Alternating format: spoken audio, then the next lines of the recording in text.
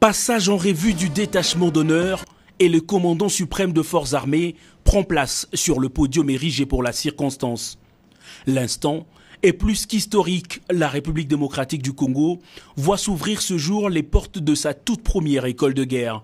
Cet organisme de formation de 3e degré est la seule étape qui manquait au cycle de formation d'officiers supérieurs, a souligné le commandant général des écoles militaires.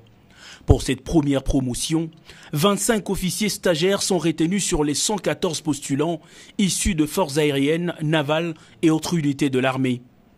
Dans l'esprit, l'enseignement de l'école de guerre est orienté vers la guerre. Il prépare les officiers à tenir leur emploi futur dans les opérations avec une perspective de comprendre, de préparer et de l'emporter dans les conflits actuels et à venir.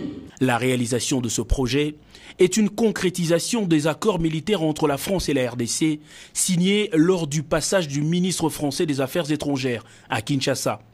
François Pougelas, son ambassadeur de France en poste à Kinshasa, a salué la volonté politique de deux chefs d'État français et congolais à asseoir une meilleure coopération militaire.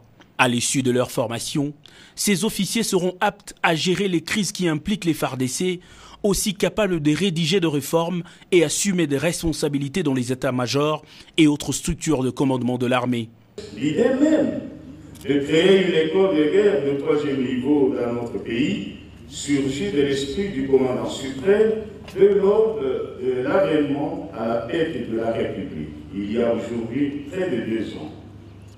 Décidément, le nouvel homme d'État congolais venait de faire un rêve, celui de voir naître et pousser au cœur de l'Afrique une institution élitiste capable d'assurer une formation militaire digne de répondre aux besoins de nos forces armées de la République et aux besoins des armées de pays amis.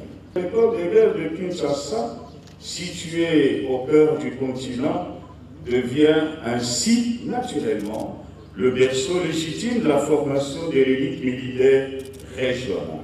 Après les discours, le chef de l'État Félix-Antoine Tshisekedi descend du podium pour couper le ruban symbolique avant d'effectuer une visite guidée des bâtiments réhabilités qui serviront de locaux pour l'école en attendant l'achèvement des travaux du grand bâtiment. Cette école, dont la principale matière est l'enseignement de méthodes de planification et conduite des opérations, s'intègre désormais dans le réseau des écoles de guerre francophones. À la sortie du centre, les épouses de militaires ont ovationné le chef de l'État en reconnaissance de ses efforts à redorer l'image de l'armée congolaise et la dignité du soldat congolais, défenseur de la patrie.